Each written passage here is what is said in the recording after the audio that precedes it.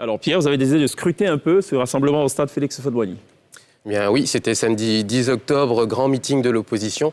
On est allé prendre la température au stade Félix Houphouët-Boigny. L'opposition rassemblée était là pour un objectif, marquer son soutien à la désobéissance civile engagée par les leaders. Et on a demandé un peu ce que ça représentait pour ceux qui étaient sur place.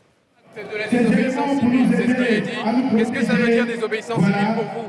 Pour moi, la désobéissance civile, ça veut dire qu'il faudrait que tous les citoyens que nous sommes, de toutes tendances confondues, de ne pas aller au travail, de désavouer le président de la République, qui est Alassane Dramane Ouattara. C'est de rester à la maison et de vacances. Est-ce que vous êtes prêt à le faire vous-même? Effectivement. Si je suis ici, c'est pour désobéir au président de la République, à respecter le mandat du président Henri Bédié. Donc à partir d'aujourd'hui, du premier acte, vous ne travaillez plus? Effectivement. Ça va pas être compliqué? Pas du tout. Pas du tout. Nous sommes déjà au bout. S'il vous plaît. Qu'est-ce qu'un individu peut faire pour désobéir? Déjà, un individu, déjà moi en tant que DJ Volcano, déjà en tant qu'artiste, déjà nous allons commencer par boycotter, d'abord je dis, nous allons commencer par boycotter tout. C'est-à-dire ne plus respecter l'autorité des policiers. Personnellement, moi, je ne vais plus m'arrêter. Un projet de massif, je ne m'arrête plus. Je n'ai plus payé mes factures. Je ne vais plus faire quelque chose jusqu'à ce que si quelqu'un vient, quelque chose va se passer. Désobéissance civile, ça veut dire quoi pour vous? Bon, désobéissance civile, c'est vraiment un vidéo. Tous les barbons, on va gagner, on va chuter tous les barbons. Voilà. Alors, Bon. vous allez le voir, certains avaient des objectifs un peu plus personnels ou spirituels. Parce que la Bible, l'Éternel des armées dit, l'heure vient et l'heure est déjà venue où les vrais adorateurs adoreront Dieu en esprit et en vérité. Donc ici, je profite de l'occasion pour parler, pour faire la publicité de Jésus. Ok.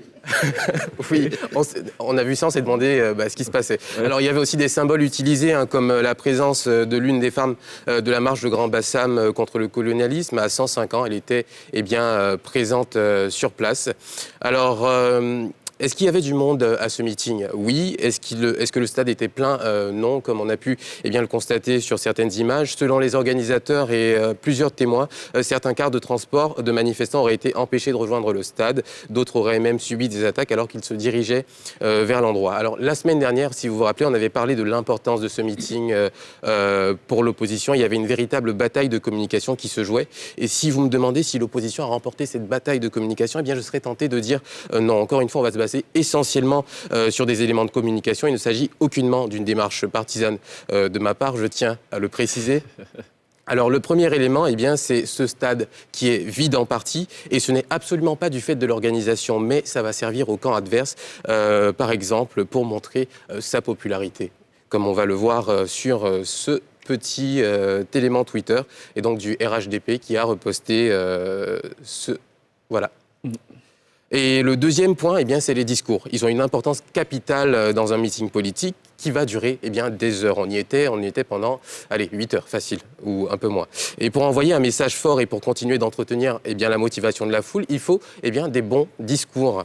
Alors en termes de discours, on a eu droit à une gamme complète. Il y a ceux dont on se souviendra comme Amadou Koulibaly, Afi N'Guessan ou encore Marcela Montano, dont des extraits font encore la une aujourd'hui. Et puis il y a ceux dont on aurait bien aimé lire le discours avant qu'il passe à la tribune, avant qu'il ne tienne des propos parfois dérangeants à caractère xénophobe comme Apollinaire N'Guessan, à qui par 2 fois on a demandé de limiter sa prestation. Et puis il y a ceux qui tirent sur les mots, entraînant par conséquent des discours interminables. De restituer les consignes, les orientations qui m'ont été données. Il a fini à quelle heure? Je ne sais pas, mais ça a duré, c'était long. Okay.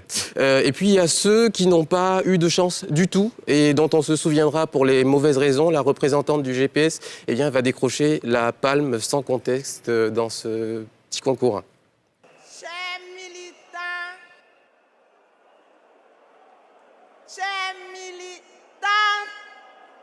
et militants. Mesdames et messieurs, Excellence, Monsieur le Président du PDCI,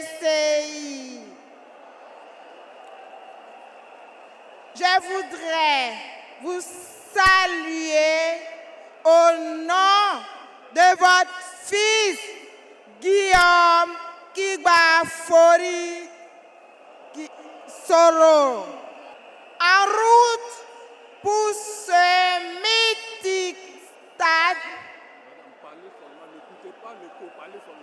Au nom